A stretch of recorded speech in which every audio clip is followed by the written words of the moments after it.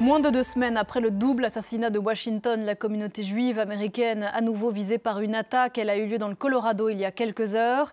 Un homme a jeté plusieurs engins incendiaires sur une foule réunie en soutien aux otages du 7 octobre. Il y a au moins 6 blessés.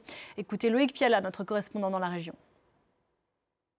Vers 13h30 à Boulder, comme chaque week-end, le groupe Run for Their Lives, marche dans les rues de la ville en solidarité avec les otages israéliens, comme il le fait depuis le 7 octobre 2023. Et c'est là qu'un homme les attaque, les agresse en jetant au moins un cocktail Molotov sur le groupe. 6 personnes sont brûlées, au moins 2 assez grièvement pour qu'elles soient héliportées jusqu'à un hôpital. Les victimes ont entre 67 et 88 ans. Et d'après CNN, l'une de ces victimes a été une survivante de la Shoah. Le suspect, lui, a crié libérer la Palestine. Il crie également fin aux sionistes. Il a 45 ans. Il s'appelle Mohamed Soliman, d'après les éléments recueillis par le FBI. Le FBI, qui, vous le disiez, traite cette affaire comme du terrorisme. Et Stephen Miller, qui est un proche du président Donald Trump, un membre de l'administration Trump, affirme que cet homme était présent illégalement aux États-Unis et qu'il a reçu un visa de travail de la part de l'administration Biden, ce qui risque